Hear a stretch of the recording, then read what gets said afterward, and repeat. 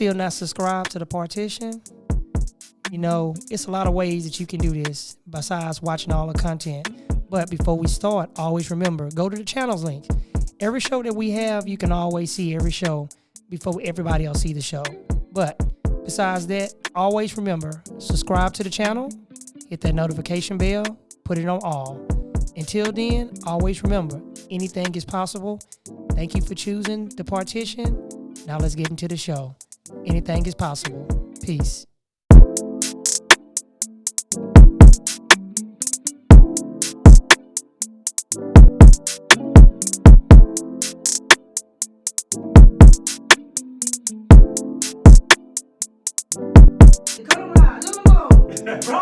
Stand up, they looking at me like, I know you're not waiting. Did I say it right? Yes, you did. Yeah, I know about Sir Charles. Not every 5 or 10 minutes, my son got me this with my dad, so I can always have him with me whenever I do the show. Hold on, wait. I want to laugh.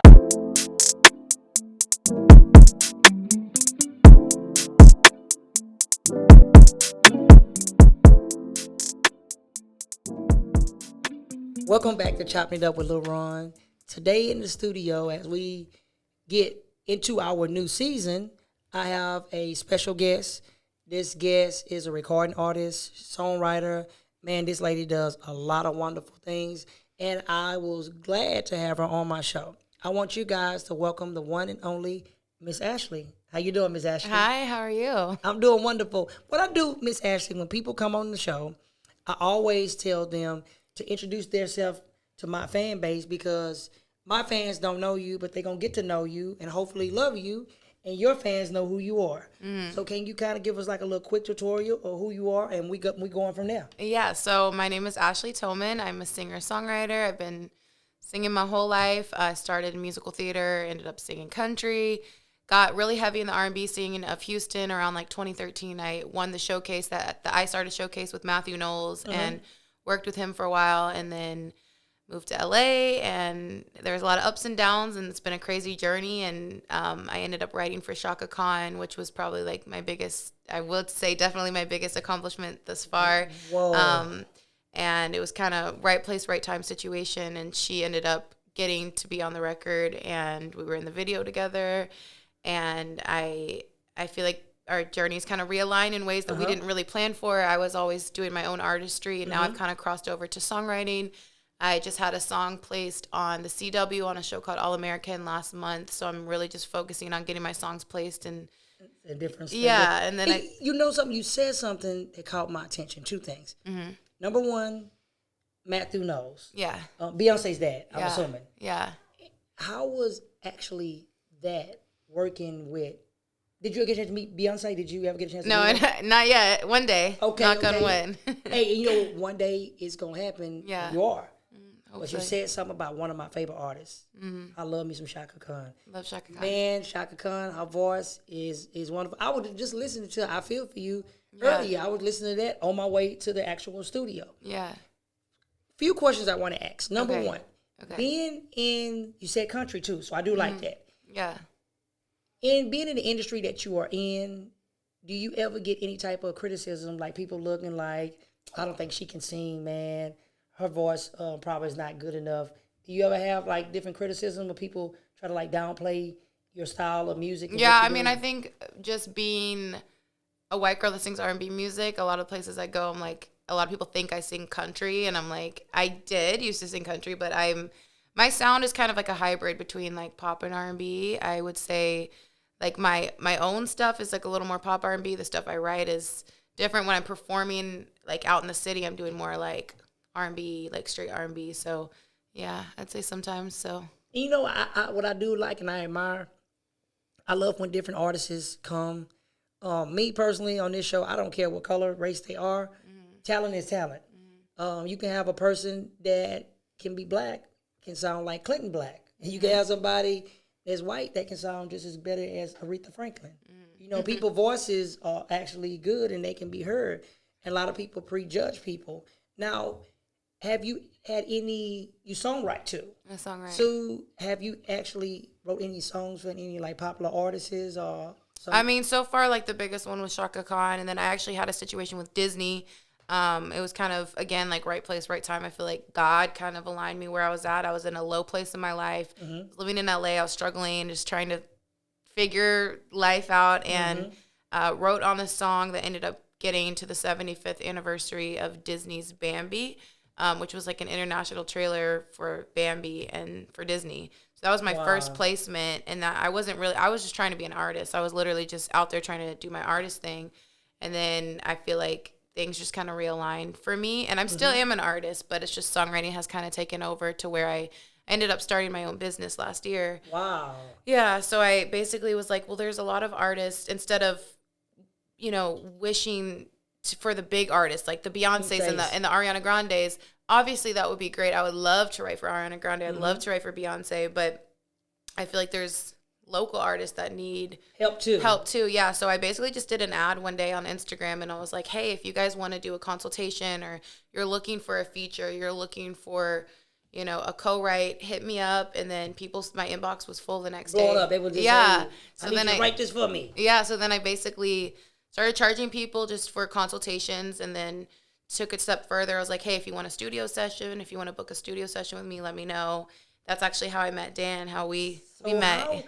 How do you handle it when a person tell you, I want you to do a feature, or I want you to write a song for me, but I want to keep the rights to the song. I don't want to share it with you, because some people, they're like that. They don't want to share. My fee's gonna go up a little bit more. So okay, so basically you can write a song. I'll write a song if they want full ownership of the song. That's fine, but my fee's gonna go up a little bit more. But I like to do like 50-50 split, because I do have connections to get the song placed. If they're end of the day, I feel like getting your song placed with TV and film is kind of where it's at right now. So I can help with that. But what's the name of it? You said Tubi? Huh? TV film? No, TV and film. Oh, yeah. TV and film. Okay, yeah. okay. Yeah. Film, a lot of people don't understand. TV shows, music, and soundtracks sell just as much as records on the rest of the streaming platforms. Because people watch TV and the movies, especially like a lot of these movies that's coming out now. Yeah. They be looking for artists' music to go in there. Yeah. And for me, I didn't even know that world. Like, I was literally just strictly wanted to be an artist my whole life. I was like, I want to be an artist. Like, I wasn't even really writing too much. Like, I was writing like really small parts in my music, but I look back now and I'm like, I was working with the wrong people, because they were very much in control of the writing, and until I was like on my own, I realized, wait, I actually am a really good writer. It was like this hidden gift that kind of found me. I don't feel like I found it found me. And through like all of my trials in my life, like I've gone through a lot. I feel like I'm a pretty happy person, but I've gone through, I have had a lot of pain in my life, and I found that writing was that thing that like saved me. Yeah. And so I feel like my duty on earth while I'm on earth, because, we all have, not to be like morbid, but like my duty on this earth is to write music. Yeah, and you're right. Because people ask me what my duty is. My duty is to make people happy and make dreams come true, and try to get people the spotlight that they actually want, that they chose to actually have. Yeah. And, in dealing with music myself, back in the days, I used to be into that. That industry can get kind of tricky, because you can have a person that you think that's your friend, And they're not. Yeah. They're not. They cutting side deals, and they hey, can you write this for me right here? I'm just doing this, just write it for a friend, and that for hey man, somebody took my lyrics. I just wrote that. Man, how did they get that? Oh, I don't know, man, how they actually got that. What was the first song that you actually wrote? Like the first song like that sticks out? Like, hey. So the first song that I actually wrote, I remember this. It was recorded at Music World. This wasn't through Music World, which is Matthew Knowles'. Yep, when you said that, I was like, yeah. But I didn't do this. This wasn't with him. So this was through a producer named Eddie Ferguson. He's on Walk One Productions on social media, and co-written by Nikki Danye. And that was the first song that I ever wrote. We've never released it. It's called This Time. And it was an inspirational song. And at the time, I wanted to do inspirational music. Not necessarily Christian music, but for me, like when I'm writing inspirational music, I am always talking about like my relationship with the Lord, because that's for me. But someone else might hear it and they might not resonate, necessarily that way. Like I have a lot of friends who are non-believers, so I try not to always say the word Jesus, because I want to reach offended. other people through my music. Yeah.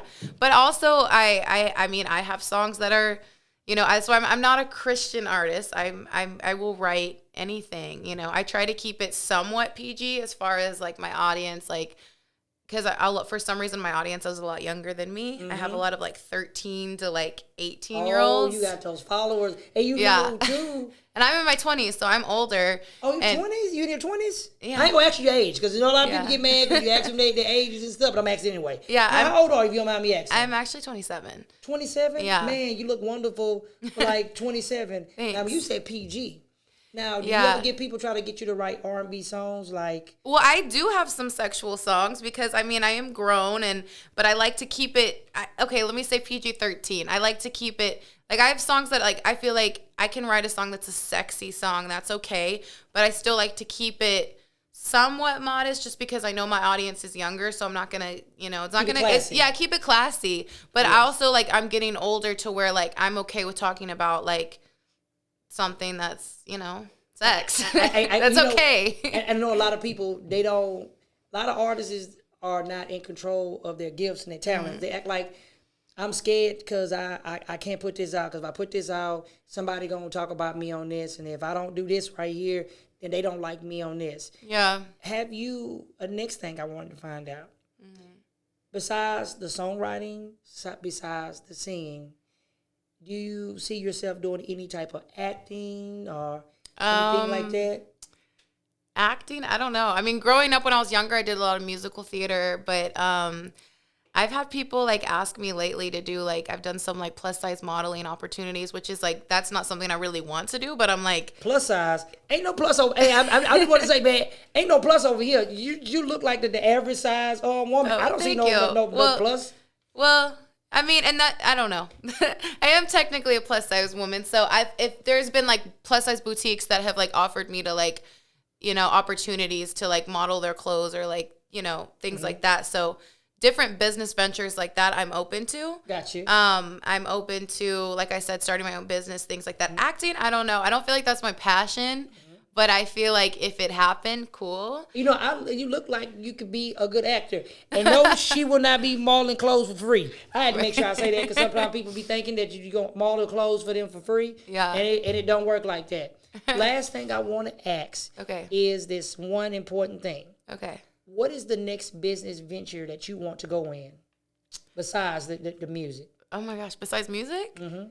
It's got to be something as a backup, because maybe what you know what? I've always, which is interesting because we're here at the radio station, I've always wanted to like interview people. One of my friends is a host, and she interviews people like on the red carpet, and I've always thought that would be cool to like work for E or something. But well, you know, that's crazy that you said that. Yeah. Because believe it or not, I'm working on this with Kato. I'm actually finna get ready to launch a new show, which is gonna be called Hanging Out with Lil Ron.